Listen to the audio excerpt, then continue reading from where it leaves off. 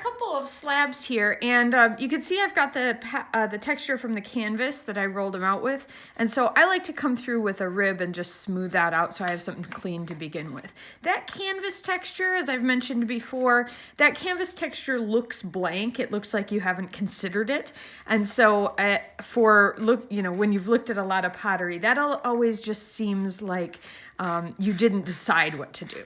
Smoothing it out and then adding your texture makes it seem like you are very intentional about adding that.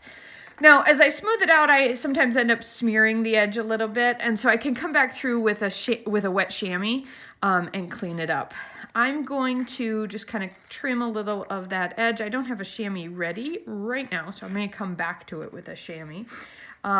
Wet finger works as well.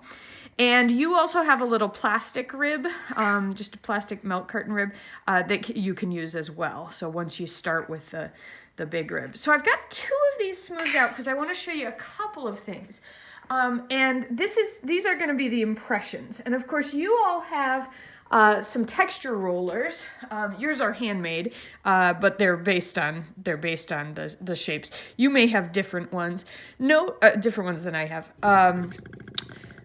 Notice that this slab is a little drier than this one, and so the amount you can press in really varies quite a bit. This one's nicer for doing impressions of other tools and things like that. So this is just like some kind of little drill bit or screw thingy, words, like a tool.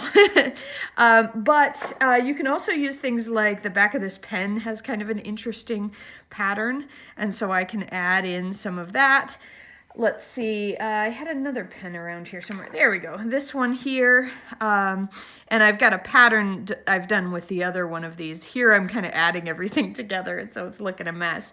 But one of the things that you may notice is that when you do it into the wetter clay, this actually is working okay, but earlier I was doing it into wetter clay and it was sticking. I've got a little bit of cornstarch that I scooped into a little medicine container, and sticking whatever it is you're stamping with into there can help those to not stick. That little bit of white stuff that sticks around, here's the one I did earlier.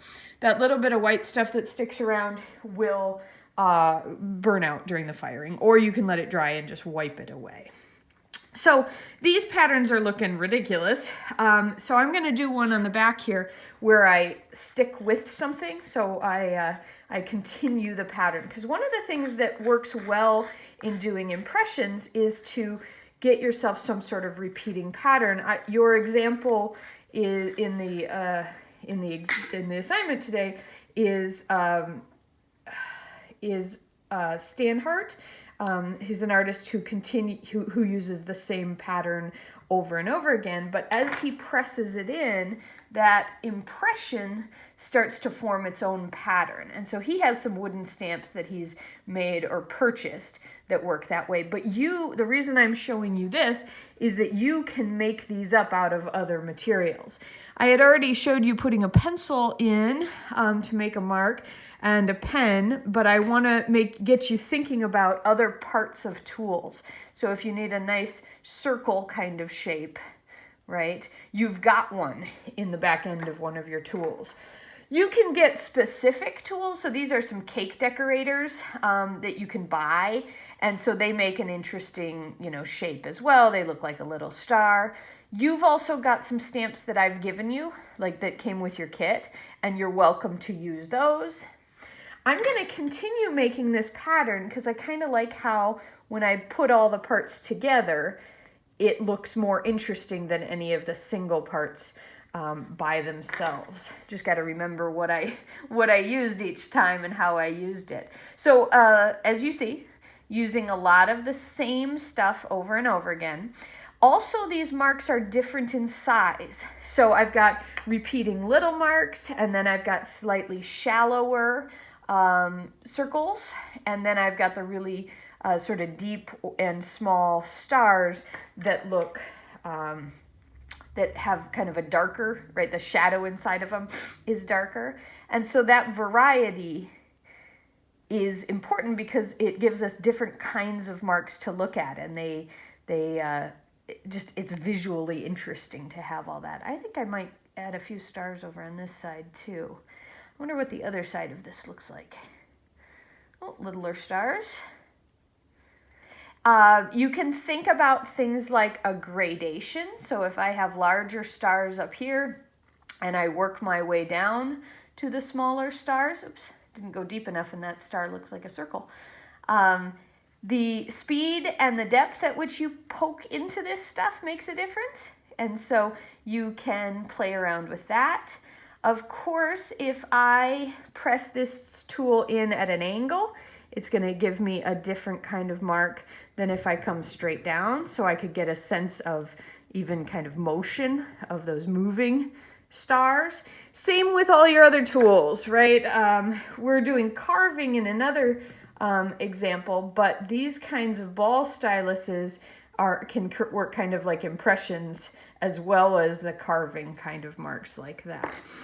Don't forget pens and pencils. So pencils leave interesting marks. Backs of, here's a Dairy Queen spoon. It's a kind of half circle or hemisphere or hemicircle. Sorry, words today apparently are difficult for me. One other thing that I always like to use is a pen that has been popped out. So here is here's a hollow circle that I'm making. It's going to look different if I pop the ballpoint out, right? And it makes a little circle just like my pencil. You've actually, I believe most of you have a tool that's made out of a bunch of these together. And it looks kind of like an octopus or something when you press it into here.